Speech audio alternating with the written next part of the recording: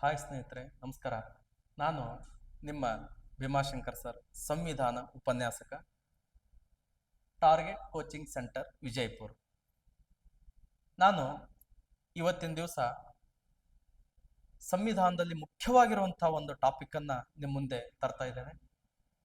ಆ ಟಾಪಿಕ್ ಮೇಲೆ ಒಂದಿಷ್ಟು ಆಯ್ದ ಪ್ರಶ್ನೆಗಳನ್ನು ತೆಗೆದುಕೊಂಡು ಅಲ್ಲಿ ಆ ಪ್ರಶ್ನೆಗಳಿಗೆ ತಕ್ಕಂತೆ ಆ ಟಾಪಿಕ್ ಕ್ಲಿಯರ್ ಮಾಡ್ಕೊಂತ ಹೋಗ್ತಾ ಇದ್ದೀನಿ.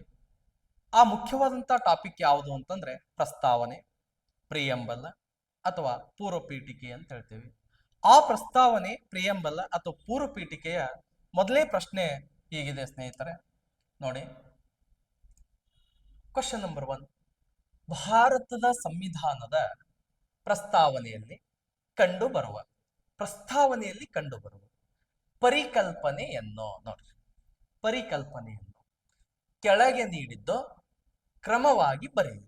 ಅಂದ್ರೆ ಪ್ರಸ್ತಾವನೆಯಲ್ಲಿನ ಒಂದಿಷ್ಟು ಪದಗಳನ್ನ ಕೆಳಗೆ ನೀಡಲಾಗಿದೆ, ಅವುಗಳನ್ನ ಕ್ರಮಬದ್ಧವಾಗಿ ಬರೆಯಿರಿ. ಅಂದ್ರೆ ಮೊದಲು ಯಾವುದಿದೆ, ನಂತರ ಯಾವುದಿದೆ, ಅದರ ನಂತರ ಯಾವುದಿದೆ, ಕ್ರಮಬದ್ಧವಾಗಿ ಬರೆಯಿರಿ ಅಂತ ಹೇಳಿದ್ರು. ಸೊ ಹಾಗಾದ್ರೆ ಅಂಥ ಪದಗಳು ಯಾವುವು ಪ್ರಸ್ತಾವನೆಯಲ್ಲಿ ಕಂಡು ಬರುವಂತ ಪದಗಳು? 1, ಸಮಾನತೆ. 2, ಸ್ವಾತಂತ್ರ್ಯ. 3, ಭಾತೃತ್ವ. 4, ನ್ಯಾಯ ಅಂತ ಹೇಳ್ತೀವಿ. ಈ 4 ಪದಗಳು ಪ್ರಸ್ತಾವನೆಯಲ್ಲಿ ಕಾಣ್ತವೆ, ನಿಮಗ್ ಗೊತ್ತು. ಆದ್ರೆ ಕ್ವಶನ್ ಕೇಳಿದ್ದು ಕ್ರಮಬದ್ಧವಾಗಿ ಬರೆಯಿರಿ, ಕ್ರಮಬದ್ಧವಾಗಿ ಬರೆಯಿರಿ. ಹಾಗಾದ್ರೆ ಆಪ್ಷನ್ಸ್ ನೋಡ್ತಾ ಇದೀವಿ. A options 2, 3, 4, 1. B options 4, 1, 2, 3. C options 4, 2, 1, 3. D 2, 1, 4, 3. ಹಾಗಾದ್ರೆ ಈಗ ಉತ್ತರ ನಿಮ್ದು ಯಾವುದಾಗಿದೆ ನೋಡಿ. ಸ್ವಲ್ಪ ವಿವೇಚನೆಯಿಂದ ಗಮನಿಸ್ರಿ, ಓದಿರೋದನ್ನ ನೆನಪಿಗೆ ತೆಗೆದುಕೊಳ್ರಿ. ಓಕೆ, ಸಮಾನತೆ ಮೊದಲಿದೆನೋ, ಸ್ವಾತಂತ್ರ್ಯ ಇದೆನೋ, ಅಥವಾ ಭಾತೃತ್ವ ಇದೆನೋ, ಅಥವಾ ನ್ಯಾಯ ಇದೆ ನೋಡ್ರಿ. ಅದರ ಮೇಲಿಂದ ಅದಾದ ನಂತರ ಯಾವ ಪದ ಇದೆ ಅಂತ ನೋಡಿ, ಗಮನಿಸ್ರಿ. Okay, S. ಹಾಗಾದ್ರೆ ನಿಖರವಾದಂತ ಉತ್ತರ ಯಾವುದು ಅಂತಂದ್ರೆ ಆಪ್ಷನ್ಸ್ ಸಿ ಸ್ನೇಹಿತರೆ, ಸಿ. ಪ್ರಸ್ತಾವನೆಯಲ್ಲಿ ಮೊದಲ ಪದ ಯಾವುದಿದೆ ಅಂತಂದ್ರೆ ನ್ಯಾಯ ಎಂಬ ಪದ ಮೊದಲಿಗೆ ಕಾಣ್ತೇವೆ, ನ್ಯಾಯ. ಎರಡನೇ ಪದ ಯಾವುದಿದೆ ಅಂತಂದ್ರೆ ಸ್ವಾತಂತ್ರ್ಯ ಎಂಬ ಪದ ನಾವು ಪ್ರಸ್ತಾವನೆಯಲ್ಲಿ ಕಾಣ್ತೇವೆ, ಎರಡನೇದು, ಸೆಕೆಂಡ್ ಒನ್. ಇನ್ನು ಮೂರನೇ ಪದ ಯಾವುದಿದೆ ಅಂತಂದ್ರೆ ಸಮಾನತೆ ಎಂಬ ಪದ ಮೂರನೇ ಪದವಾಗಿದೆ. ಇನ್ನು ಕೊನೆಯದಾಗಿ ನಾಲ್ಕನೇ ಪದ ಯಾವುದಿದೆ ಅಂತಂದ್ರೆ ಭಾತೃತ್ವ ಅಂತಕ್ಕಂಥ ಪದ 4. ಹೀಗಾಗಿ ಉತ್ತರ ಯಾವ್ದು? ಸಿ. ನೋಡಿ, ನಿಮಗ ಪ್ರಸ್ತಾವನೆಯನ್ನ ತೋರಿಸ್ತೀನಿ ನಾನು. ನೋಡಿ, ಇಲ್ಲಿ ಪ್ರಸ್ತಾವನೆ ಇದೆ, ಪ್ರಿಯಂಬಲ್ ಅಂತ ಹೇಳ್ತೇವೆ. ಒಂದೇ ಪದ ನೋಡಿ, ಆಪ್ಷನ್ಸ್ ಅಲ್ಲಿ ಆಪ್ಷನ್ಸ್ ನಲ್ಲಿರುವಂತೆ ನ್ಯಾಯ ಮೊದಲಿಗಿದೆ, ಎಸ್, ನ್ಯಾಯ ಒಂದನೇ ಪದ ಅಂತ ಹೇಳಿ. ಸ್ವಾತಂತ್ರ್ಯ ಎರಡನೇ ಪದ, ಸಮಾನತೆ ಅಥವಾ ಸಮತೆ ಮೂರನೇ ಪದ, ಭಾತೃತ್ವ ನಾಲ್ಕನೇ ಪದ. ಇಲ್ಲಿ ಕ್ರಮಬದ್ಧ ಅಂತ ಕ್ವಶನ್ಸ್ ಕೇಳಿದ್ದಾರೆ ನೋಡಿ, ಕ್ರಮಬದ್ಧವಾಗಿ ಇದಾವೋ ಇಲ್ಲ? 1, 2, 3, 4, ಎಸ್. ಹಾಗಾದ್ರೆ ನೋಡಿ, ಸಮಾನತೆ, ಸ್ವಾತಂತ್ರ್ಯ, ಸಾರಿ, ನ್ಯಾಯ, ಸ್ವಾತಂತ್ರ್ಯ, ಸಮಾನತೆ, ಭಾತೃತ್ವ ಸರಿಯಾದಂತ ಉತ್ತರ. ಹಾಗಾದ್ರೆ ಪ್ರಸ್ತಾವನೆಯನ್ನು ಗಮನಿಸಿದಾಗ ಭಾರತ ಸಂವಿಧಾನದಲ್ಲಿ ಪ್ರಸ್ತಾವನೆ ಯಾವಾಗ ಅಳವಡಿಸಿಕೊಳ್ಳಲಾಯಿತು? 1949 ನವೆಂಬರ್ 26. 1949 ನವೆಂಬರ್ 26ರಂದು ಪ್ರಸ್ತಾವನೆಯನ್ನು ಅಳವಡಿಸಿಕೊಳ್ಳಲಾಯಿತು. ಹಾಗಾದ್ರೆ ಪ್ರಸ್ತಾವನೆಯ ಅಥವಾ ಪೂರ್ವ ಪೀಠಿಕೆಯ ಪಿತಾಮಹನೆಂದು ಯಾರನ್ನು ಕರೆಯುತ್ತಾರೆ? ನೋಡಿ, ಪಿತಾಮಹ ಅಂತ ಕರಿತೇವೆ ನಾವು. ಪಿತಾಮಹ ಯಾರನ್ನು ಕರೆಯಲಾಗ್ತದೆ?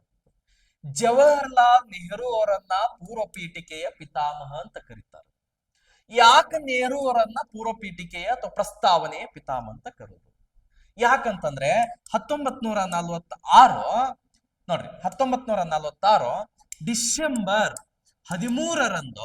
ಡಿಸೆಂಬರ್ 13ರಂದು ಜವಾಹರ್ಲಾಲ್ ನೆಹರು ಅವರು ದೇಹಗಳ ನಿರ್ಣಯವನ್ನು ಮಂಡಿಸ್ತಾರೆ. ಏನು ಮಂಡಿಸ್ತಾರ್ರಿ? ದೇಹಗಳ ನಿರ್ಣಯ. ಈ ಧ್ಯೇಯಗಳ ನಿರ್ಣಯವನ್ನು ಮುಂದೆ ಅಂದ್ರೆ 1949 ನವೆಂಬರ್ 26ರಂದು ಪ್ರಸ್ತಾವನೆಯನ್ನಾಗಿ ಅಳವಡಿಸಿಕೊಳ್ತಾರೆ, ಪ್ರಿಯಂಬಲ್ ಆಗಿ ಅಳವಡಿಸಿಕೊಳ್ತಾರೆ.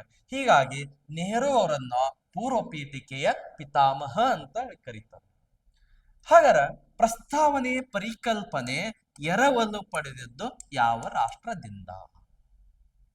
ಪ್ರಸ್ತಾವನೆ ಪರಿಕಲ್ಪನೆ ಅಮೆರಿಕ ಸಂವಿಧಾನದಿಂದ. ಎಲ್ಲಿಂದ ಅಂತಂದ್ರೆ ಅಮೆರಿಕ ಸಂವಿಧಾನದಿಂದ ಪ್ರಸ್ತಾವನೆ ಪರಿಕಲ್ಪನೆಯನ್ನು ನಾವು ಎರವಲು ಪಡೆದುಕೊಂಡಿದ್ದೇವೆ. ಈ ಪ್ರಸ್ತಾವನೆಯನ್ನ ಸಂವಿಧಾನದ ಕೈಗನ್ನಡಿ ಅಂತ ಕರೀತಾರೆ. ಏನಂತ ಕರೀತಾರೆ? ಸಂವಿಧಾನದ ಕೈಗನ್ನಡಿ ಅಂತ ಕರೀತಾರೆ. ಕೈಗನ್ನಡಿ. ಎಸ್. ಇನ್ ನೆಕ್ಸ್ಟ್ ಪ್ರಸ್ತಾವನೆ ಕುರಿತಂತೆ ಎರಡನೇ ಪ್ರಶ್ನೆ ಏನಿದೆ ನೋಡಿ ಸ್ನೇಹಿತರೆ. ಎರಡನೇ ಪ್ರಶ್ನೆ, ಸರ್ವೋಚ್ಚ ನ್ಯಾಯಾಲಯವು ಈ ಕೆಳಗಿನ ಯಾವ ಪ್ರಕರಣದಲ್ಲಿ, ಸುಪ್ರೀಂ ಕೋರ್ಟ್, ಪ್ರಸ್ತಾವನೆ ಭಾರತ ಸಂವಿಧಾನ ಆಗ್ಬೇಕಿದೋ ಭಾರತ ಸಂವಿಧಾನದ ಒಂದು ಭಾಗವಾಗಿದೆ ಎಂದು ತೀರ್ಪು ನೀಡಿದೆ. ಕ್ವಶನ್ಸ್ ಮತ್ತೊಂದ್ಸಲ ಗಮನಿಸ್ರಿ. ಸರ್ವೋಚ್ಚ ನ್ಯಾಯಾಲಯವು ಈ ಕೆಳಗಿನ ಯಾವ ಪ್ರಕರಣದಲ್ಲಿ ಅಂದ್ರೆ ಯಾವ ಕೇಸ್ನಲ್ಲಿ ಪ್ರಸ್ತಾವನೆ ಭಾರತ ಸಂವಿಧಾನದ ಒಂದು ಭಾಗವಾಗಿದೆ ಅಂದ್ರೆ ಪ್ರಸ್ತಾವನೆ ಸಂವಿಧಾನದ ಒಂದು ಭಾಗ ಅಂತಕ್ಕಂಥದ್ದನ್ನ ತೀರ್ಪು ನೀಡಿರುವುದು ಯಾವ ಪ್ರಕರಣದಲ್ಲಿ ಅಂತ ಕ್ವಶನ್ ಇದೆ. ಆಪ್ಷನ್ಸ್ ಏನು? ಎ, ಗೋಲಕ್ನಾಥ ಪ್ರಕರಣ. ಬಿ, ಬೇರುಬಾರಿ ಪ್ರಕರಣ. ಸಿ, ಕೇಶವಾನಂದ ಭಾರತಿ ಪ್ರಕರಣ. ಡಿ, ಮೇಲಿನ ಎಲ್ಲವೂ. ಎಸ್, ನೋಡಿ ಗಮನಿಸಿ. ಯಾವ ಪ್ರಕರಣದಲ್ಲಿ ಪ್ರಸ್ತಾವನೆಯು ಸಂವಿಧಾನದ ಭಾಗ ಹೌದು ಅಂತ ಹೇಳಿದ್ರು, ಯಾವ ಪ್ರಕರಣದಲ್ಲಿ ಭಾಗ ಅಲ್ಲ ಅಂತ ಹೇಳಿದ್ರು, ಯಾವ ಪ್ರಕರಣದಲ್ಲಿ ಪ್ರಸ್ತಾವನೆ ಸಂವಿಧಾನದ ಅವಿಭಾಜ್ಯ ಅಂತ ಹೇಳಿದ್ರು. ಅದನ್ನ ಗಮನದಲ್ಲಿಟ್ಟುಕೊಂಡು ಇದನ್ನ ಉತ್ತರವನ್ನ ಹೇಳಿ. ಎಸ್, ನೋಡಿ ಸರಿಯಾದ ಉತ್ತರ ಯಾವುದು ಅಂತಂದ್ರೆ ಕೇಶವಾನಂದ ಭಾರತಿ ಪ್ರಕರಣ. ಈ ಕೇಶವಾನಂದ ಭಾರತಿ ಪ್ರಕರಣದಲ್ಲಿ ಸುಪ್ರೀಂ ಕೋರ್ಟ್ ಏನ್ ಹೇಳ್ತು ಅಂತಂದ್ರೆ ಪ್ರಸ್ತಾವನೆಯು ಸಂವಿಧಾನದ ಒಂದು ಭಾಗ ಹೌದು ಅಂತ ತೀರ್ಪು ನೀಡುತ್ತೆ. ಹಾಗಾದ್ರೆ ಪ್ರಸ್ತಾವನೆಗೆ ಸಂಬಂಧಿಸಿರುವಂತ ಪ್ರಕರಣಗಳನ್ನು ನೋಡೋದಾದ್ರೆ ಇಲ್ಲಿದ್ದಾವೆ. ಒಂದೇ ಪ್ರಕರಣ ಯಾವುದು ಅಂತಂದ್ರೆ ಈ ಬೇರುಬಾರಿ ಪ್ರಕರಣ. ಪ್ರಸ್ತಾವನೆಗೆ ಸಂಬಂಧಿಸಿದಂತೆ ಪ್ರಥಮ ಪ್ರಕರಣ ಅಂತ ಹೇಳ್ತೇವೆ ನಾವು, ಬೇರುಬಾರಿ ಪ್ರಕರಣ. ಯಾವ ವರ್ಷ ಅಂತಂದ್ರೆ 1960. ಹಾಗಾದ್ರೆ ಈ ಬೇರುಬಾರಿ ಪ್ರಕರಣದಲ್ಲಿ ಸುಪ್ರೀಂ ಕೋರ್ಟ್ ಪ್ರಸ್ತಾವನೆ ಕುರಿತಂತೆ ಏನು ತೀರ್ಪು ನೀಡುತ್ತಂತಂದ್ರೆ ಪ್ರಸ್ತಾವನೆಯು ಸಂವಿಧಾನದ ಭಾಗ ಅಲ್ಲ ಅಂತ ತೀರ್ಪು ನೀಡ್ತಾರೆ. ಸಂವಿಧಾನದ ಭಾಗ ಅಲ್ಲ. ಹಾಗಾದ್ರೆ ನೆಕ್ಸ್ಟ್ ಬರುವಂತ ಪ್ರಕರಣ ಯಾವುದು ಅಂತಂದ್ರೆ ಕೇಶವಾನಂದ ಭಾರತಿ ಪ್ರಕರಣ. ಪ್ರಸ್ತಾವನೆಗೆ ಸಂಬಂಧಿಸಿರುವಂತಹ ಎರಡನೇ ಮುಖ್ಯವಾದಂತ ಪ್ರಕರಣ ಅಂತ ಹೇಳ್ತೀವಿ. ಇದು ಯಾವಾಗ ಅಂತಂದ್ರೆ 1973. ಈ ಕೇಶವಾನಂದ ಭಾರತಿ ಪ್ರಕರಣದಲ್ಲಿ ಸುಪ್ರೀಂ ಕೋರ್ಟ್ ಏನು ತೀರ್ಮಾನ ನೀಡುತ್ತದೆ ಸುಪ್ರೀಂ ಕೋರ್ಟ್ ಅಂತಂದ್ರೆ ಪ್ರಸ್ತಾವನೆಯು ಇಲ್ಲಿ ಕ್ವಶನ್ ಇರುವಂತೆ ಸಂವಿಧಾನದ ಭಾಗ ಹೌದು ಅಂತ ಹೇಳ್ತಾರೆ. ನೋಡಿ, ಈ ಬೇರುಬಾರಿ ಪ್ರಕರಣದಲ್ಲಿ ಭಾಗ ಅಲ್ಲ ಅಂತ ತೀರ್ಪು ನೀಡಿರೋನ್ನ ವಜಾಗೊಳಿಸಿ ಇದಕ್ಕೆ ಪಡೆದ ಕೇಶವಾನಂದ ಭಾರತಿ ಪ್ರಕರಣ 1973ರಲ್ಲಿ ಪ್ರಸ್ತಾವನೆಯು ಸಂವಿಧಾನದ ಒಂದು ಭಾಗ ಹೌದು ಅಂತ ತೀರ್ಪು ನೀಡ್ತಾರೆ. ನೆಕ್ಸ್ಟ್ ಬರುವಂತ ಇನ್ನೊಂದು ಪ್ರಮುಖ ಪ್ರಕರಣ ಯಾವುದು ಪ್ರಸ್ತಾವನೆ ಕುರಿತಂತೆ ಅಂತಂದ್ರೆ LIC ಆಫ್ ಇಂಡಿಯಾ ಪ್ರಕರಣ. ನೋಡಿ, LIC ಆಫ್ ಇಂಡಿಯಾ ಪ್ರಕರಣ ಅಂತ ಹೇಳ್ತೇವೆ. ಈ LIC ಆಫ್ ಇಂಡಿಯಾ ಪ್ರಕರಣದಲ್ಲಿ ಸುಪ್ರೀಂ ಕೋರ್ಟ್ ಏನು ತೀರ್ಪು ನೀಡುತ್ತೆ ಪ್ರಸ್ತಾವನೆ ಕುರಿತಂತಂದ್ರೆ ಪ್ರಸ್ತಾವನೆಯು ಸಂವಿಧಾನದ ಒಂದು ಅವಿಭಾಜ್ಯ ಅಂಗ ಅಂತ ಹೇಳ್ತಾರೆ. ಅವಿಭಾಜ್ಯ ಅಂಗ. ಅವಿಭಾಜ್ಯ ಅಂಗ ಅಂತಂದ್ರೆ ಸಂವಿಧಾನದ ಒಂದು ಪ್ರಮುಖ ಅಂಗ. ಪ್ರಸ್ತಾವನೆ ಸಂವಿಧಾನದಿಂದ ಹೊರತೆಗೆಯಲಾರದ ಅಂಗ, ಬಿಡಿಸಲಾರದ ಅಂಗ ಅಂತ ತೀರ್ಪನ್ನು ನೀಡ್ತಾ ಒಂದು ಪ್ರಮುಖವಾದಂತ ಅಂಗ, ಅವಿಭಾಜ್ಯ ಅಂಗ ಅಂತ ತೀರ್ಪು ನೀಡ್ತಾರೆ. ಆಮೇಲೆ ಇನ್ನೊಂದಿದೆ ನೋಡಿ, ಗೋಲಕನಾಥ ಪ್ರಕರಣ ಅಂತೇಳಿ. ಈ ಗೋಲಕನಾಥ್ ಪ್ರಕರಣ ಪ್ರಸ್ತಾವನೆಗೆ ಸಂಬಂಧಿಸಿದಲ್ಲ ಸ್ನೇಹಿತರೆ. ಹಾಗಾದ್ರೆ ಗೋಲಕನಾಥ್ ಪ್ರಕರಣ ಯಾವುದಕ್ಕೆ ಸಂಬಂಧಿಸಿದಂತಂದ್ರೆ ಮೂಲಭೂತ ಹಕ್ಕುಗಳಿಗೆ. ನೋಡ್ರಿ, ಮೂಲಭೂತ ಹಕ್ಕುಗಳಿಗೆ ಸಂಬಂಧಿಸಿರುವಂತಹ ಒಂದು ಪ್ರಕರಣ. 1967ರಲ್ಲಿ ಗೋಲಕನಾಥ್ ಪ್ರಕರಣ ಏನ್ ಹೇಳ್ತದೆ, ಏನ್ ತೀರ್ಪು ನೋಡ್ತದೆ ಈ ಪ್ರಕರಣದಲ್ಲಿ ಸುಪ್ರೀಂ ಕೋರ್ಟ್ ಅಂತಂದ್ರೆ ಮೂಲಭೂತ ಹಕ್ಕುಗಳನ್ನು ತಿದ್ದುಪಡಿ ಮಾಡಬಾರದು. ನೋಡ್ರಿ, ತಿದ್ದುಪಡಿ ಮಾಡಬಾರದು ಅಂತ ತೀರ್ಪು ನೀಡ್ತಾರೆ ಸುಪ್ರೀಂ ಕೋರ್ಟ್ ಗೋಲಕ್ನಾಥ ಪ್ರಕರಣ 1967. ಸೊ ಇದು ಪ್ರಸ್ತಾವನೆಗೆ ಸಂಬಂಧಿಸಿರುವಂತ ಪ್ರಕರಣ ಅಲ್ಲ, ಮೂಲಭೂತ ಹಕ್ಕುಗಳಿಗೆ ಸಂಬಂಧಿಸಿರುವಂತ ಪ್ರಕರಣ. ಇದು ಪ್ರಸ್ತಾವನೆ ಕುರಿತಂತೆ 2ನೇ ಪ್ರಶ್ನೆ. ಇನ್ ನೆಕ್ಸ್ಟ್ ಸ್ನೇಹಿತರೆ, 3ನೇ ಪ್ರಶ್ನೆ ಏನಿದೆ ನೋಡಿ. 3ನೇ ಕ್ವಶನ್ಸ್ 1976ರಲ್ಲಿ ನೋಡಿ, 1976ರಲ್ಲಿ 42ನೇ ಸಂವಿಧಾನಾತ್ಮಕ ತಿದ್ದುಪಡಿಯೋ ಪ್ರಸ್ತಾವನೆಗೆ ಈ ಕೆಳಗಿನ ಪದಗಳನ್ನು ಸೇರಿಸಿತು. ಗ್ರೂಪ್ ಸಿ 2017ರಲ್ಲಿ ಕ್ವಶನ್ ಕೇಳಿರುವಂತದ್ದು, 2018 ASI ಅಲ್ಲಿ ಕ್ವಶನ್ ಕೇಳಿರುವಂತದ್ದು. ಹಾಗಾದ್ರೆ ನೋಡಿ ಯಾವ್ಯಾವ ಆಪ್ಷನ್ಸ್ ಎ ಸ್ವತಂತ್ರ ಮತ್ತು ಸ್ವಾಯತ್ತ, ಆಪ್ಷನ್ಸ್ ಬಿ ಸಂಯುಕ್ತ ಮತ್ತು ಸಂಸದೀಯ, ಆಪ್ಷನ್ ಸಿ ಸಮಾಜವಾದಿ ಮತ್ತು ಜಾತ್ಯತೀತ, ಆಪ್ಷನ್ಸ್ ಡಿ ದ್ವಿಸದನ ಮತ್ತು ಏಕೀಕೃತ. ಎಸ್ ನೋಡಿ, ಒಂದ್ಸಲ ಇನ್ನೊಂದ್ಸಲ ಕ್ವಶನ್ಸ್ ನೋಡ್ರಿ, ಸರಿಯಾಗಿ ಗಮನಿಸ್ರಿ. 1976ರಲ್ಲಿ 42ನೇ ಸಂವಿಧಾನಾತ್ಮಕ ತಿದ್ದುಪಡಿಯ ಪ್ರಸ್ತಾವನೆಗೆ ಈ ಪದಗಳನ್ನು ಸೇರಿಸಲಾಯಿತು. ಅಂದ್ರೆ ಪ್ರಸ್ತಾವನೆಗೆ ಮೊಟ್ಟ ಮೊದಲ ಬಾರಿಗೆ ತಿದ್ದುಪಡಿ ಮಾಡ್ತಾರ, ತಿದ್ದುಪಡಿ ಮಾಡಿ ಒಂದಿಷ್ಟು ಪದಗಳನ್ನು ಸೇರಿಸ್ತಾರ. ಆ ಪದಗಳು ಯಾವುವು ಅಂತ ಕ್ವಶನ್ಸ್ ಆಗಿರುವಂತದ್ದು. ಸೊ ಇದರಲ್ಲಿ ಸರಿಯಾದ ಉತ್ತರ ಯಾವುದು ಗಮನಿಸ್ರಿ, ಒಂದ್ಸಲ ಚೆನ್ನಾಗಿ ನೋಡ್ರಿ. ನೋಡಿ ಸರಿಯಾದ ಉತ್ತರ ಯಾವುದು ಅಂತಂದ್ರೆ ಸಮಾಜವಾದಿ ಮತ್ತು ಜಾತ್ಯತೀತ. ಸಮಾಜವಾದಿ ಮತ್ತು ಜಾತ್ಯತೀತ ಪ್ರಸ್ತಾವನೆಗೆ ಪ್ರಪ್ರಥಮ ಬಾರಿಗೆ ತಿದ್ದುಪಡಿ ಮಾಡಿದ್ದು ಯಾವಾಗ ಅಂತಂದ್ರೆ 1976ರಲ್ಲಿ 42ನೇ ತಿದ್ದುಪಡಿ. ಹಾಗಾದ್ರೆ ಇಲ್ಲಿವರೆಗೂ ಪ್ರಸ್ತಾವನೆಗೆ ಎಷ್ಟು ಬಾರಿ ತಿದ್ದುಪಡಿ ಮಾಡಲಾಗಿದೆ ಸ್ನೇಹಿತರೆ? ಕೇವಲ ಒಂದೇ ಬಾರಿ, ಮತ್ತೊಂದು ಬಾರಿ ಇಲ್ಲ. ಇದೇ ಲಾಸ್ಟ್, ಇದೇ ಫಸ್ಟ್. 1976ರಲ್ಲಿ 42ನೇ ತಿದ್ದುಪಡಿ ಅಂತ ಹೇಳ್ತೇವೆ. ಕೇವಲ ಇಲ್ಲಿ ತನಕ ಒಂದು ಬಾರಿ ಪ್ರಸ್ತಾವನೆಯನ್ನು ತಿದ್ದುಪಡಿ ಮಾಡಲಾಗಿದೆ. ಹಾಗಾದ್ರೆ 1976ರಲ್ಲಿ 42ನೇ ತಿದ್ದುಪಡಿಯನ್ನು ಮಾಡುವ ಮೂಲಕ ನಮ್ಮ ಸಂವಿಧಾನದ ಪ್ರಸ್ತಾವನೆಗೆ ಮುಖ್ಯವಾಗಿ 3 ಪದಗಳನ್ನ ಸೇರಿಸ್ತಾರ. ಎಷ್ಟು ಪದಗಳ? 3 ಪದಗಳನ್ನು ಸೇರಿಸ್ತಾರ. ಹಾಗಾದ್ರೆ ಆ 3 ಪದಗಳು ಯಾವುವು? ಇಲ್ಲಂತೂ ನಿಮಗೆ 2 ಇದಾವೆ. ಇನ್ನೊಂದು ಯಾವುದು ನೋಡ್ರಿ, ಇಲ್ಲಿ ಆಲ್ರೆಡಿ 2 ಅದಾವ. ಸಮಾಜವಾದಿ ಇದೆ, ಜಾತ್ಯತೀತ. ಇನ್ನೊಂದು ಪದ ಯಾವುದು ನೋಡಿ. ಒಂದು ಅಲ್ಲಿರುವಂತೆ ಸಮಾಜವಾದಿ, ಸಮಾಜವಾದಿ ಸೋಷಿಯಾಲಿಸ್ಟಿಕ್ ಅಂತ ಹೇಳ್ತೀವಿ. 2 ಜಾತ್ಯತೀತತೆ, ಜಾತ್ಯತೀತ ಅಂತ ಹೇಳ್ತೀವಿ. ಸೆಕ್ಯುಲರ್. 3 ಐಕ್ಯತೆ. 3 ಐಕ್ಯತೆ ಅಂತಕ್ಕಂಥ ಪದವು ಕೂಡ ಸೇರ್ಸಾರಿ ಸ್ನೇಹಿತರೆ, ಗೊತ್ತಿರಲಿ. ಐಕ್ಯತೆ. ನೆಕ್ಸ್ಟ್ ಕ್ವಶನ್ ಈ ಪದ ಕೊಡಬಹುದು, ಐಕ್ಯತೆ, ಇಂಟಿಗ್ರಿಟಿ. ಒಟ್ಟು 1976ರಲ್ಲಿ 42ನೇ ತಿದ್ದುಪಡಿಯ ಮೂಲಕ ಎಷ್ಟು ಪದಗಳು? 3 ಪದಗಳು. ಒಂದು ಸಮಾಜವಾದಿ, ಜಾತ್ಯತೀತ, ಐಕ್ಯತೆ ಅಂತಕ್ಕಂಥ 3 ಪದಗಳನ್ನ ಸೇರಿಸಲಾಗಿದೆ. ನೋಡ್ರಿ, ಇಲ್ಲಿ ಇನ್ನೊಂದು ನಿಮಗ ಕ್ವಶನ್ಸ್ ಅನ್ನ ಕ್ಲಿಯರ್ ಮಾಡ್ತೀನಿ. ಈ ಆಯಸ್ಕದ ಒಂದೊಂದು ಕ್ವಶನ್ ಕೇಳ್ತಾನೆ, ಕೇಸ್ ಕ್ವಶನ್ ಕೇಳ್ತಾನೆ. ಏನಂತಂದ್ರೆ ಸಮಾಜವಾದಿ ಎಂದರೇನು, ಜಾತ್ಯತೀತ ಎಂದರೇನು, ಪದದ ಅರ್ಥ ಏನು? ಸಮಾಜವಾದಿ ಎಂದರೇನು? ಯಾವುದಕ್ಕೆ ಸಮಾಜವಾದಿ ಅಂತ ಕರಿಬೇಕು ನೋಡ್ರಿ. ಸಮಾಜವಾದಿ ಅಂತಂದ್ರೆ ಬಂಡವಾಳಶಾಹಿ ಅಂತ ಬರುತ್ತೆ. ಬಂಡವಾಳಶಾಹಿ ಎಕನಾಮಿಕ್ಸ್ ಓದಿದ್ರೆ ನಿಮಗೆ ಗೊತ್ತು. ಬಂಡವಾಳಶಾಹಿ, ಬಂಡವಾಳಶಾಹಿ ಮತ್ತು ಕಾರ್ಮಿಕರ ಮಧ್ಯೆ ನೋಡ್ರಿ, ಕಾರ್ಮಿಕರ ಮಧ್ಯೆ ಏನನ್ನ ತರುವುದು ಅಂತಂದ್ರೆ ಸಮಾನತೆಯನ್ನು ತರುವುದೇ ಸಮಾಜವಾದಿ ಅಂತ ಹೇಳ್ತೇವೆ ನಾವು. ಸಮಾನತೆ ಯಾರ್ಯಾರ ನಡುವೆ? ಕಾರ್ಮಿಕರು ಮತ್ತು ಬಂಡವಾಳಶಾಹಿಗಳ ಮಧ್ಯೆ ಸಮಾನತೆಯನ್ನು ತರುವುದೇ ಸಮಾಜವಾದಿ. ಕ್ವಶನ್ಸ್ ಕೇಳಿದಾರೆ, ಇದು ಕೂಡ ನೆನ್ಪಿಟ್ಕೊಳ್ರಿ, ಸಮಾಜವಾದಿ ಪದದ ಅರ್ಥ. ಹಾಗಾದ್ರೆ ಜಾತ್ಯತೀತ ಅಂದ್ರೆ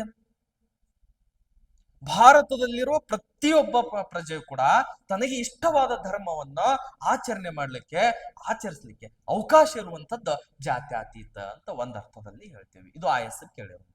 ಅದೇ ಆಯಸ್ದಲ್ಲಿ ಇನ್ನೊಂದು ಪ್ರಶ್ನೆಯನ್ನು ಕೇಳಿದ್ದಾರೆ, ಈ ಕೆಳಗಿನ ಜಾತ್ಯತೀತ ಪದದ ಅರ್ಥ ಅಂದ್ರೆ ಅಲ್ಲಿ ಇನ್ನೊಂದು ಅರ್ಥದಲ್ಲಿ ಏನು ಕೇಳಿದ್ದಾರೆ ಅಂದ್ರೆ ನೋಡ್ರಿ, ಜಾತ್ಯತೀತ ಅಂದ್ರೆ ಧರ್ಮ ನಿರಪೇಕ್ಷ ರಾಷ್ಟ್ರ ಅಂತ ಹೇಳ್ತೇವೆ. ಅಂದ್ರೆ ಭಾರತ ಅಥವಾ ಯಾವುದೇ ಒಂದು ರಾಷ್ಟ್ರ ಒಂದು ನಿರ್ದಿಷ್ಟ ಧರ್ಮವನ್ನು ರಾಷ್ಟ್ರ ಧರ್ಮ ಎಂದು ಘೋಷಿಸಿಕೊಳ್ಳದೆ ಎಲ್ಲ ಧರ್ಮಗಳನ್ನು ಸಮಾನವಾಗಿ ಕಾಣುವುದೇ ಜಾತ್ಯತೀತ ಅಂತ ಹೇಳ್ತೀವಿ ನಾವು. ಸೊ ಈ ಪದದ ಅರ್ಥ ಕೂಡ ನಿಮ್ಗೆ ಗೊತ್ತಿರಬೇಕು ಸ್ನೇಹಿತರೆ. ಇದು ಮುಖ್ಯವಾಗಿರುವಂತ ಪ್ರಶ್ನೆ. ಇನ್ನೊಂದು ಪ್ರಶ್ನೆ ಸ್ನೇಹಿತರೆ, ಪ್ರಸ್ತಾವನೆ ಕುರಿತಂತೆ ನೆಕ್ಸ್ಟ್ ಇನ್ನೊಂದು ಪ್ರಶ್ನೆ ತೆಗೆದುಕೊಳ್ಳೋಣ ನೋಡಿ. ಭಾರತ ಸಂವಿಧಾನದ ಪೂರ್ವ ಪೀಠಿಕೆಯಲ್ಲಿ ಅಂದ್ರೆ ಪ್ರಸ್ತಾವನೆ ಪ್ರಿಯಂಬಲ್ ಪೂರ್ವ ಪೀಠಿಕೆಯಲ್ಲಿ ಈ ಕೆಳಗಿನ ಯಾವ ಅಂಶ ಅಡಕಗೊಂಡಿಲ್ಲ ನೋಡಿ. IAS 2017ರಲ್ಲಿನ ಒಂದು ಮುಖ್ಯವಾದಂತ ಪ್ರಶ್ನೆ. ಭಾರತ ಸಂವಿಧಾನದ ಪೂರ್ವ ಪೀಠಿಕೆಯಲ್ಲಿ ಈ ಕೆಳಗಿನ ಯಾವ ಅಂಶ ಅಡಕಗೊಂಡಿಲ್ಲ, ಯಾವ ಅಂಶ ಇಲ್ಲ, ಪ್ರಸ್ತಾವನೆಯಲ್ಲಿ ಇರಲಾರ್ದಂತ ಒಂದು ಅಂಶ, ಒಂದು ಪದ ಹೇಳ್ರಿ ಅಂತ ಹೇಳ್ಯಾರ. ಹಾಗಾದ್ರೆ ಆಪ್ಷನ್ಸ್ ಅನ್ನ ನೋಡ್ರಿ. ಎ ವಿಚಾರ ಸ್ವಾತಂತ್ರ್ಯ, ವಿಚಾರ. ಬಿ ಆರ್ಥಿಕ ಸ್ವಾತಂತ್ರ್ಯ. ಸಿ ಅಭಿವ್ಯಕ್ತ ಸ್ವಾತಂತ್ರ್ಯ. ಡಿ ನಂಬಿಕೆ ಸ್ವಾತಂತ್ರ್ಯ. ಗಮನಿಸ್ರಿ, ಪ್ರಸ್ತಾವನೆಯೊಳಗ ಇದರ ಯಾವ ಪದ ಇಲ್ಲ ಅಥವಾ ಯಾವ ಸ್ವಾತಂತ್ರ್ಯ ಇಲ್ಲ. ಎಸ್, ಉತ್ತರ ಏನಾಗುತ್ತೆ ನೋಡಿ. ಏನೋ, ಬಿನೋ, ಸಿನೋ ಅಥವಾ ಡಿನೋ? ಓಕೆ, ನೋಡಿ ಸರಿಯಾದ ಉತ್ತರ ಯಾವುದು ಅಂತಂದ್ರೆ ಆರ್ಥಿಕ ಸ್ವಾತಂತ್ರ್ಯ. ಯಾವ ಸ್ವಾತಂತ್ರ್ಯ? ಆರ್ಥಿಕ ಸ್ವಾತಂತ್ರ್ಯ ಅಂತ ಹೇಳ್ತೀವಿ. ಕ್ವಶನ್ ನೋಡಿ, ಭಾರತ ಸಂವಿಧಾನದ ಪೂರ್ವ ಪೀಠಿಕೆಯಲ್ಲಿ ಈ ಕೆಳಗಿನ ಯಾವ ಅಂಶ ಅಡಕಗೊಂಡಿಲ್ಲ ಅಂತ ಕ್ವಶನ್ಸ್ ಇದೆ. ಯಾವ ಅಂಶ ಅಡಕಗೊಂಡಿಲ್ಲ? ಆರ್ಥಿಕ ಸ್ವಾತಂತ್ರ್ಯ ಎಂಬ ಪದ ಪೂರ್ವ ಪೀಠಿಕೆಯಲ್ಲಿ ಕಂಡು ಬರುವುದಿಲ್ಲ. ಆರ್ಥಿಕ ಸ್ವಾತಂತ್ರ್ಯ ಅನ್ನೋದು ಪೂರ್ವ ಪೀಠಿಕೆಯಲ್ಲಿ ಕಂಡು ಬರಲಾರದಂತ ಪದ. ಹಾಗಾದ್ರೆ ಇಲ್ಲಿ ಸ್ವಾತಂತ್ರ್ಯ ಸ್ವಾತಂತ್ರ್ಯ ಅಂತ ಇದೆ ನೋಡಿ, ಸ್ವಾತಂತ್ರ್ಯ. ಈಗ ನೀವು ಕನ್ಫ್ಯೂಸ್ ಆಗ್ಬೋದು, ಏನು ಮೂಲಭೂತ ಹಕ್ಕುಗಳಲ್ಲಿಯೂ ಸ್ವಾತಂತ್ರ್ಯ ಬರ್ತಾ ಇದೆ ಮತ್ತೆ ಇಲ್ಲಿ ಪ್ರಸ್ತಾವನೆಯಲ್ಲಿ ಸ್ವಾತಂತ್ರ್ಯ ಅಂತಿದೆ. ಹಾಗಾದ್ರೆ ಮೂಲಭೂತ ಹಕ್ಕಿನ ಸ್ವಾತಂತ್ರ್ಯ ಇಲ್ಲಿ ಸೇರಿಸ್ಯಾರೋ ಎಂಗಿಲ್ಲ. ಪ್ರಸ್ತಾವನೆಯಲ್ಲಿನ ಸ್ವಾತಂತ್ರ್ಯಗಳೇ ಬೇರೆ, ಮೂಲಭೂತ ಹಕ್ಕುಗಳಲ್ಲಿನ ಸ್ವಾತಂತ್ರ್ಯಗಳೇ ಬೇರೆ. ಹಾಗಾದ್ರೆ ಪ್ರಸ್ತಾವನೆಯಲ್ಲಿನ ಸ್ವಾತಂತ್ರ್ಯಗಳನ್ನ ತೆಗೆದುಕೊಂಡಾಗ ನೋಡ್ರಿ, ನಾವು ಮುಖ್ಯವಾಗಿ ಫ್ರಾನ್ಸ್ ಕ್ರಾಂತಿಯಿಂದ, ಯಾವ ಕ್ರಾಂತಿ? ಫ್ರಾನ್ಸ್ ಕ್ರಾಂತಿಯಿಂದ ಸ್ವಾತಂತ್ರ್ಯ ಪಡೆದುಕೊಂಡಿವಿ. ಅಲ್ಲಿ 3 ಪದ ಅಂತ ಬರ್ತವೆ. ನೆಕ್ಸ್ಟ್ ಕ್ವಶನ್ ನಾ ಹೇಳ್ತೀನಿ. ಇಲ್ಲಿ ಫ್ರಾನ್ಸ್ ಕ್ರಾಂತಿಯಿಂದ ಸ್ವಾತಂತ್ರ್ಯ ಅಂತ ನೆನ್ಪಿಟ್ಕೊಡ್ರಿ. ಸ್ವಾತಂತ್ರ್ಯ ಎಂಬ ಪದವನ್ನು ಪಡೆದುಕೊಡ್ರಿ. ಹಾಗಾದ್ರೆ ಈ ಸ್ವಾತಂತ್ರ್ಯದಲ್ಲಿ ಮತ್ತೆ ನಾವು ಮುಖ್ಯವಾಗಿ ಪ್ರಕಾರಗಳನ್ನಾಗಿ ವಿಂಗಡಿಸ್ತೇವೆ. ಎಷ್ಟು ಪ್ರಕಾರ? 5 ಪ್ರಕಾರಗಳಾಗಿ ವಿಂಗಡಿಸ್ತೇವೆ. ಒಂದು ಯಾವುದು ನೋಡ್ರಿ, ಒಂದೇ ಸ್ವಾತಂತ್ರ್ಯ ಯಾವುದು? ವಿಚಾರ ಮಾಡುವಂತ ಸ್ವಾತಂತ್ರ್ಯ, ಪ್ರಸ್ತಾವನೆಯಲ್ಲಿರುವಂತ ಸ್ವಾತಂತ್ರ್ಯ ವಿಚಾರ. ಎರಡನೇ ಸ್ವಾತಂತ್ರ್ಯ ಯಾವುದು? ಅಭಿವ್ಯಕ್ತ ಸ್ವಾತಂತ್ರ್ಯ. ವಿಚಾರ ಮಾಡುವುದು ಒಂದು, 2 ಅಭಿವ್ಯಕ್ತ ಸ್ವಾತಂತ್ರ್ಯ, 3 ನಂಬಿಕೆ ಸ್ವಾತಂತ್ರ್ಯ. ನೋಡ್ರಿ, ನಂಬಿಕೆ ಸ್ವಾತಂತ್ರ್ಯ. ಎಸ್, ಇಲ್ಲೇ ಐತಿ, ಇಲ್ಲೇ ಐತಿ, ಅಭಿವ್ಯಕ್ತ ಐತಿ. ಹಾಗಾದ್ರೆ 4, 5 ಯಾವುದು? 4ನೇದು ಯಾವುದು? ಧರ್ಮ ಸ್ವಾತಂತ್ರ್ಯ. ಧರ್ಮ ಸ್ವಾತಂತ್ರ್ಯ. 5 ಆರಾಧನಾ ಸ್ವಾತಂತ್ರ್ಯ. 5 ಯಾವ್ರೆ? ಆರಾಧನಾ ಅಥವಾ ಉಪಾಸನಾ ಸ್ವಾತಂತ್ರ್ಯ ಅಂತ ಹೇಳ್ತೇವೆ. ಇದು ಪ್ರಸ್ತಾವನೆಯಲ್ಲಿ ಕಂಡು ಬರುವಂತ 5 ಮುಖ್ಯವಾದಂತ ಸ್ವಾತಂತ್ರ್ಯಗಳ್ರಿ. ಮೂಲಭೂತ ಹಕ್ಕುಗಳಲ್ಲಿ ಕಂಡು ಬರುವಂತ ಸ್ವಾತಂತ್ರ್ಯಗಳಲ್ಲ, ಬರೀ ಪ್ರಸ್ತಾವನೆಯಲ್ಲಿ ಕಂಡು ಬರುವಂತ ವಿಚಾರ, ಅಭಿವ್ಯಕ್ತ, ನಂಬಿಕೆ, ಧರ್ಮ, ಆರಾಧನೆ. ಇಲ್ಲಿ ನೋಡಿ, ವಿಚಾರದ ಎಸ್, ಅಭಿವ್ಯಕ್ತದ ಎಸ್, ನಂಬಿಕೆ ಸ್ವಾತಂತ್ರ್ಯದ ರೈಟ್, ನಂಬಿಕೆ ಪ್ರಸ್ತಾವನೆಯಲ್ಲಿ ಇದೆ ಸ್ನೇಹಿತರೆ, ಗಮನಿಸ್ರಿ. ಆಮೇಲೆ ಹಾಗಾದ್ರೆ ಆರ್ಥಿಕ ಸ್ವಾತಂತ್ರ್ಯ ಅನ್ನೋದು ಪ್ರಸ್ತಾವನೆಯಲ್ಲಿ ಕಂಡು ಬರುವುದಿಲ್ಲ. ಆರ್ಥಿಕ ಸ್ವಾತಂತ್ರ್ಯ ಅನ್ನೋದು, ಬಟ್ ಆರ್ಥಿಕ ನ್ಯಾಯ ಅನ್ನೋದು ಕಂಡು ಬರುತ್ತೆ. ಆರ್ಥಿಕ ಸ್ವಾತಂತ್ರ್ಯ ಕಂಡು ಬರುವುದಿಲ್ಲ. ನೋಡ್ರಿ, ಇದರ 3 ಜೊತೆಗೆ ಇವೆರಡೂ ಕೂಡ ಸೇರಿಸ್ಕೊಳ್ರಿ. ಸೇರಿಸ್ಕೊಂಡು ನೆನಪಿನಲ್ಲಿ ಇಟ್ಕೊಂಡ್ಬಿಡ್ರಿ. ನೆಕ್ಸ್ಟ್ ಕ್ವಶನ್ ಕೇಳಿದಾಗ ನೀವು ಕರೆಕ್ಟ್ ಆಗಿ ಆನ್ಸರ್ ಮಾಡ್ಲಿಕ್ಕೆ ಸಾಧ್ಯ ಆಗ್ತದೆ, ಇಲ್ಲಾದ್ರೆ ಆಗೋದಿಲ್ಲ. ವಿಚಾರ, ಅಭಿವ್ಯಕ್ತ, ನಂಬಿಕೆ, ಧರ್ಮ, ಆರಾಧನಾ ಸ್ವಾತಂತ್ರ್ಯ ಇವು ಪ್ರಸ್ತಾವನೆಯಲ್ಲಿನ ಸ್ವಾತಂತ್ರ್ಯ. ಮೂಲಭೂತ ಹಕ್ಕುಗಳಲ್ಲಿಯೂ ಕೂಡ ಸ್ವಾತಂತ್ರ್ಯ ಕಂಡು ಬರ್ತದೆ. ಮೂಲಭೂತ ಹಕ್ಕು. ಹಾಗಾದ್ರೆ ಮೂಲಭೂತ ಹಕ್ಕುಗಳಲ್ಲಿ ಮುಖ್ಯವಾಗಿ 6 ಸ್ವಾತಂತ್ರ್ಯಗಳನ್ನ ಕಾಣ್ತೇವೆ. ಸಂವಿಧಾನದ ಎಷ್ಟನೇ ವಿಧಿಯಲ್ಲಿ ಅಂತಂದ್ರೆ 19ನೇ ವಿಧಿಯಲ್ಲಿ. ಈ 19ನೇ ವಿಧಿಯಲ್ಲಿ ಎಷ್ಟು? 6 ಸ್ವಾತಂತ್ರ್ಯಗಳನ್ನ ಕಾಣ್ತೀವಿ. ಒಂದೇ ಸ್ವಾತಂತ್ರ್ಯ ಯಾವುದು ನೋಡ್ರಿ? ಒಂದು ಯಾವುದು? ಮೂಲಭೂತ ಹಕ್ಕುಗಳಲ್ಲಿ. ಪ್ರಸ್ತಾವನೆ ಇಲ್ಲ, ಪ್ರಸ್ತಾವನೆಯಲ್ಲಿ 5 ಮಾತ್ರ. ಮೂಲಭೂತ ಹಕ್ಕುಗಳಲ್ಲಿ 6. ಒಂದೇದಲ್ಲಿ ಯಾವುದು? ವಾಕ್ ಮತ್ತು ಅಭಿವ್ಯಕ್ತ ಸ್ವಾತಂತ್ರ್ಯ. ವಾಕ್ ಮತ್ತು ಅಭಿವ್ಯಕ್ತ ಸ್ವಾತಂತ್ರ್ಯ ಅಂತ ಹೇಳ್ತೇವೆ. ಗಮನಿಸ್ರಿ, ಇದೆ ಇಲ್ಲಿ ನೀವು ಕನ್ಫ್ಯೂಸ್ ಆಗ್ಬಾರ್ದು ಅಂತ ಹೇಳಿ ಇದೊಂದು ವಿಧಿ ಇಲ್ಲಿ ಹೇಳ್ಕೊಂಡು ನಾನು ಹೋಗ್ತೀನಿ. ವಾಕ್ ಮತ್ತು ಅಭಿವ್ಯಕ್ತ ಸ್ವಾತಂತ್ರ್ಯ ಎರಡನೇ ಸ್ವಾತಂತ್ರ್ಯ ಯಾವುದು? ಸಭೆ ಸೇರುವ ಸ್ವಾತಂತ್ರ್ಯ. ನೋಡ್ರಿ, ಸಭೆ ಸೇರುವ ಸ್ವಾತಂತ್ರ್ಯ. ಮೂರನೇ ಸ್ವಾತಂತ್ರ್ಯ ಯಾವುದು? ಸಂಘ ಸಂಸ್ಥೆಗಳನ್ನ ಸ್ಥಾಪಿಸುವ ಸ್ವಾತಂತ್ರ್ಯ, ಸಂಘ ಸಂಸ್ಥೆ. ಎಸ್. ನಾಲ್ಕನೇ ಸ್ವಾತಂತ್ರ್ಯ ಯಾವುದು? ಸಂಚರಿಸುವ ಸ್ವಾತಂತ್ರ್ಯ, ಸಂಚರಿಸುವ ಸ್ವಾತಂತ್ರ್ಯ. ಸಂಚಾರ ಮಾಡುವುದು ಅಂದ್ರೆ ತಿರುಗಾಡುವುದು, ಸಂಚರಿಸುವ ಸ್ವಾತಂತ್ರ್ಯ. ನೆಕ್ಸ್ಟ್, ಐದನೇ ಸ್ವಾತಂತ್ರ್ಯ ಯಾವುದು? ವಾಸಿಸುವ ಸ್ವಾತಂತ್ರ್ಯ, ವಾಸಿಸುವ ಸ್ವಾತಂತ್ರ್ಯ. ಆರನೇ ಸ್ವಾತಂತ್ರ್ಯ ಯಾವುದು? ಆರನೇ ಸ್ವಾತಂತ್ರ್ಯ ಯಾವುದು ಅಂದ್ರೆ ಉದ್ಯೋಗ ಹೊಂದುವ ಸ್ವಾತಂತ್ರ್ಯ. ನೋಡಿ, ಉದ್ಯೋಗ ಹೊಂದುವ ಸ್ವಾತಂತ್ರ್ಯ. ಈ ಆರು ಸ್ವಾತಂತ್ರ್ಯಗಳು ಮೂಲಭೂತ ಹಕ್ಕುಗಳಲ್ಲಿ ಕಂಡು ಬರ್ತವ, 19ನೇ ವಿಧಿಯಲ್ಲಿ ಕಂಡು ಬರ್ತವ.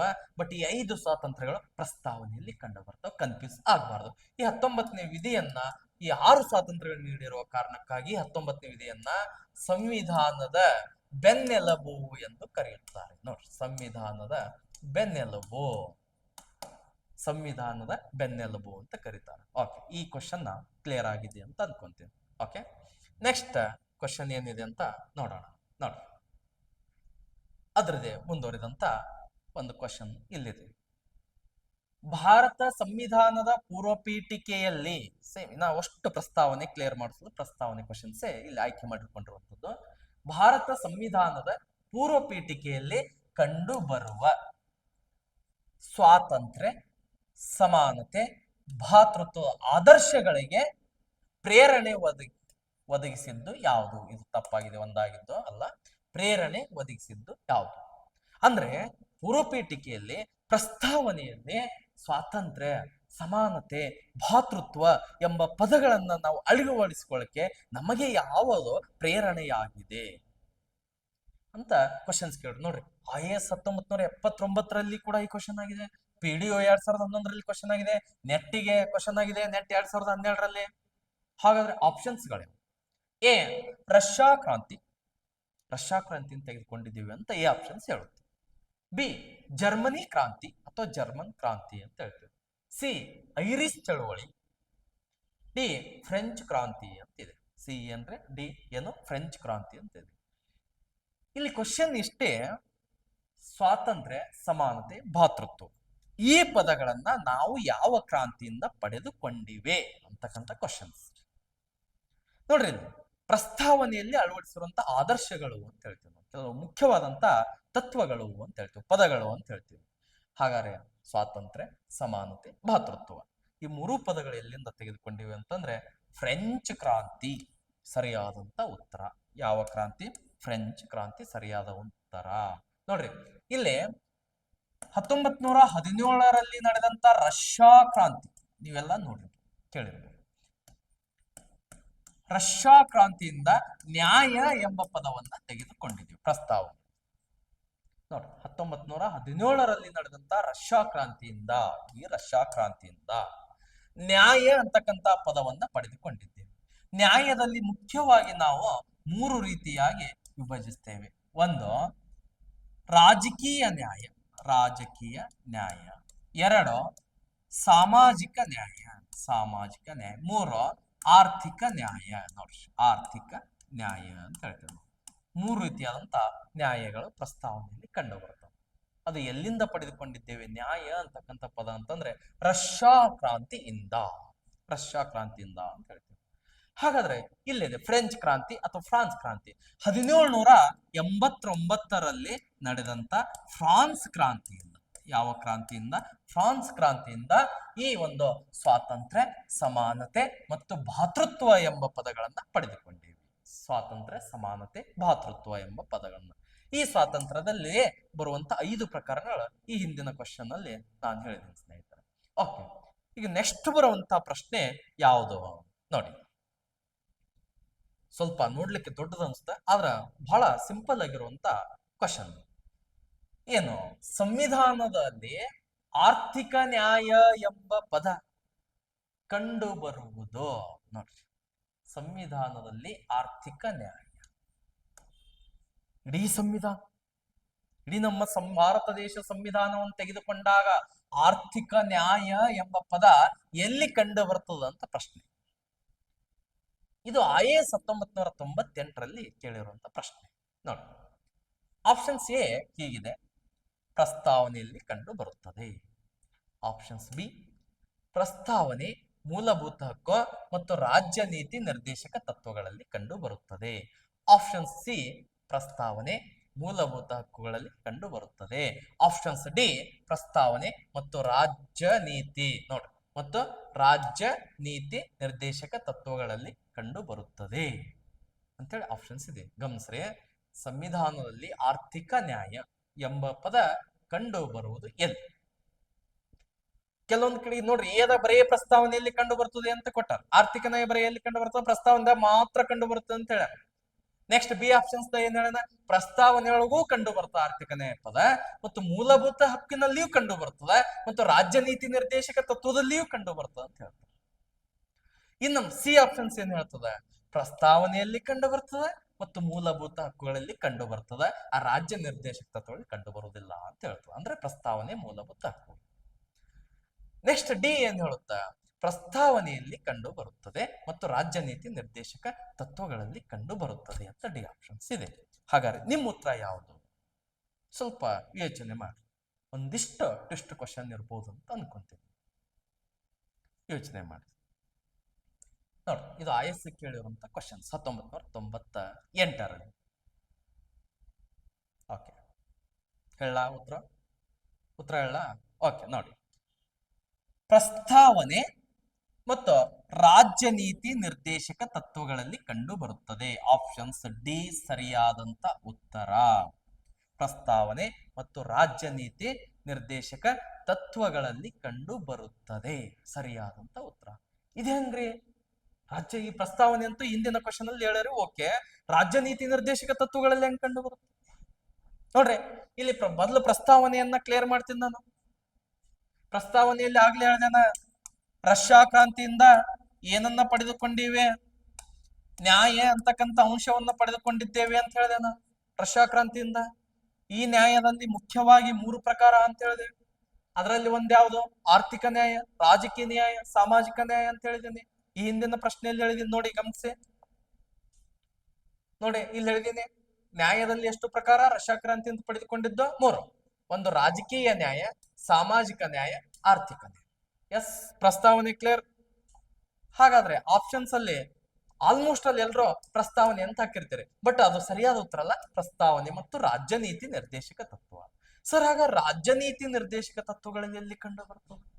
ಎಷ್ಟನೇ ವಿಧಿಯಲ್ಲಿ ಕಂಡು ಬರ್ತದೆ ಅಂತಂದ್ರೆ ನೋಡ್ರಿ, ವಿಧಿ 38ರಲ್ಲಿ ಕಂಡು ಬರ್ತದೆ. ಎಷ್ಟು? 38ರಲ್ಲಿ.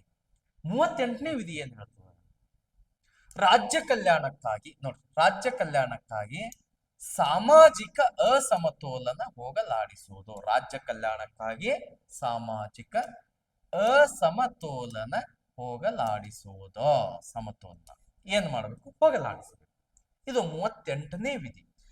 ಈ ವಿಧಿಯಡಿಯಲ್ಲಿ ಏನ್ ಹೇಳ್ತದೆ ಅಂತಂದ್ರೆ, ಆದಾಯದ ಅಸಮತೋಲನ ಹೋಗಲಾಡಿಸಬೇಕು. ಆದಾಯದ ಅಸಮತೋಲನ ಹೋಗಲಾಡಿಸಬೇಕು ಅಂದ್ರೆ ಆರ್ಥಿಕ ಅಸಮತೋಲನ ಹೋಗಲಾಡಿಸಬೇಕು. ಆರ್ಥಿಕ ಅಸಮತೋಲನ ಹೋಗಲಾಡಿಸಬೇಕು ಅಂತೇಳಿ ಸಬ್ ಪಾಯಿಂಟ್ ಆ ವಿಧಿಯಲ್ಲಿ ಇದೆ, 38ನೇ ವಿಧಿಯಲ್ಲಿ ಇದೆ. ಹೀಗಾಗಿ ಆರ್ಥಿಕ ಅಸಮತೋಲನ ಹೋಗಲಾಡಿಸಬೇಕು ಅಂತಂದ್ರೆ ಏನು ಒದಗಿಸಿಕೊಟ್ಟಂತೆ? ಆರ್ಥಿಕ ನ್ಯಾಯ ಒದಗಿಸಿಕೊಟ್ಟಂತೆ. ಸೊ ಹೀಗಾಗಿ ಸಂವಿಧಾನದಲ್ಲಿ ಆರ್ಥಿಕ ನ್ಯಾಯ ಎಂಬ ಪದ ಕಂಡು ಬರುವುದು ಎಲ್ಲಿ ಅಂತಂದ್ರೆ, ಒಂದು ಪ್ರಸ್ತಾವನೆ ಮತ್ತು ರಾಜ್ಯ ನೀತಿ ನಿರ್ದೇಶಕ ತತ್ವಗಳಲ್ಲಿ ಅಂತ ಹೇಳ್ತೀವಿ.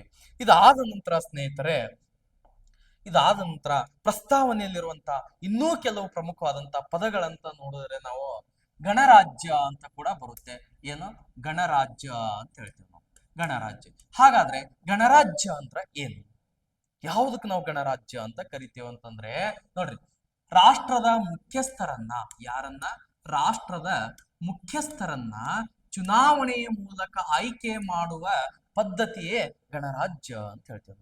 ಅಂದ್ರೆ ನಮ್ಮ ದೇಶದ ಮುಖ್ಯಸ್ಥರು ಯಾರು? ರಾಷ್ಟ್ರಪತಿ. ರಾಷ್ಟ್ರಪತಿಯವರನ್ನ ಎದರ ಮೂಲಕ? ಚುನಾವಣೆಯ ಮೂಲಕ ಆಯ್ಕೆ ಮಾಡುವ ಪದ್ಧತಿ ಇರೋದನ್ನೇ ಗಣರಾಜ್ಯ ಅಂತ ಹೇಳ್ತೀವಿ ನಾವು. ನೆಕ್ಸ್ಟ್ ಜಾತ್ಯತೀತ ಆಲ್ರೆಡಿ ಹೇಳಿದ್ದೀನಿ. ಸಮಾಜವಾದಿ ಆಲ್ರೆಡಿ ಕ್ವಶನ್ ಅಲ್ಲಿ ಹೇಳಿದ್ದೀನಿ.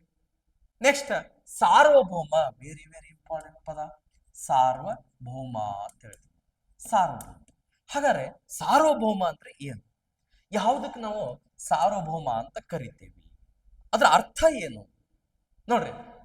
ನಮ್ಮ ದೇಶವೋ ಅಥವಾ ರಾಷ್ಟ್ರವೋ, ನಮ್ಮ ದೇಶ ಅಥವಾ ನಮ್ಮ ರಾಷ್ಟ್ರ ಆಂತರಿಕವಾಗಿ ಆಗಿರಬಹುದು, ಆಂತರಿಕ ಅಂದ್ರೆ ದೇಶದಲ್ಲಿ, ಅಥವಾ ಬಾಹ್ಯವಾಗಿ ಆಗಿರಬಹುದು. ನೋಡಿ, ಭಾರತವು ಅಥವಾ ನಮ್ಮ ದೇಶವು, ನಮ್ಮ ರಾಷ್ಟ್ರವು ಆಂತರಿಕವಾಗಿ ಆಗಿರಬಹುದು, ಬಾಹ್ಯವಾಗಿ ಆಗಿರಬಹುದು.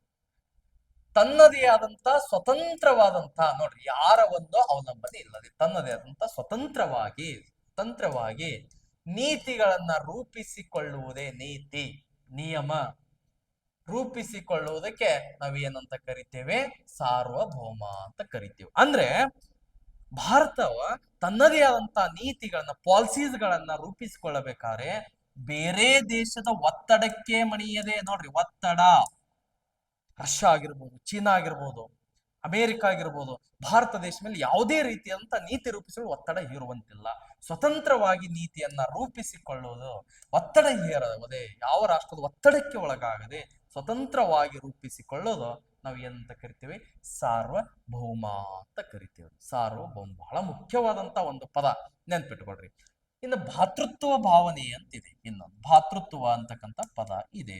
ಇದು ಬಹುತೇಕವಾಗಿ ನಿಮ್ಗೆಲ್ಲರಿಗೂ ಕೂಡ ಗೊತ್ತಿರುವಂತ ಒಂದು ವಿಷಯ. ಭಾತೃತ್ವ ಪ್ರಸ್ತಾವನೆಯಲ್ಲಿ ಕಂಡು ಬರುವಂತ ಒಂದು ಪ್ರಮುಖವಾದಂತ ಪದ ಭಾತೃತ್ವ ಅಂತಂದ್ರೆ ಒಂದು ಸಹೋದರತ್ವ ಭಾವನೆ ಎಂದರ್ಥ. ನೋಡಿ, ಸಹೋದರತ್ವ ಭಾವನೆ ಅಂದ್ರೆ ನಾವು ಎಲ್ಲರೂ ಕೂಡ ಸಹೋದರತೆಯಿಂದ ಇರಬೇಕು, ಭಾತೃತ್ವ ಭಾವನೆಯಿಂದ ಇರಬೇಕು ಅಂತಕ್ಕಂಥದ್ದು ಆ ಪದದ ಅರ್ಥ. ಇದು ಪ್ರಸ್ತಾವನೆಯಲ್ಲಿರುವಂತ ಒಂದಿಷ್ಟು ಪ್ರಮುಖ ವಿಷಯಗಳನ್ನ ನಾನು ಚರ್ಚೆ ಮಾಡಿದೆ. ಮತ್ತು ಪ್ರಸ್ತಾವನೆ ಯಾವ ಪದದಿಂದ ಪ್ರಾರಂಭವಾಗುತ್ತದೆ ಅಂದ್ರೆ ಭಾರತ ಪ್ರಜೆಗಳಾದ ನಾವು ಎಂಬ ಪದದಿಂದ ಪ್ರಾರಂಭವಾಗ್ತದ ಅಂತ ಹೇಳ್ತೇವೆ. ಸೊ ಎಲ್ಲ ಅಂಶಗಳನ್ನ ನಿಮ್ಮ ಗಮನದಲ್ಲಿ ಇರಲಿ ಸ್ನೇಹಿತರೆ. ನೆಕ್ಸ್ಟ್ ನಾನು ಮುಂದಿನ ಮತ್ತೊಂದು ವಿಷಯವನ್ನ, ಮುಖ್ಯವಾದಂತ ಕ್ವಶನ್ಸ್ಗಳನ್ನ ನಿಮ್ಮ ಮುಂದೆ ತರ್ತೀನಿ. ಥ್ಯಾಂಕ್ ಯು, ನಮಸ್ಕಾರ.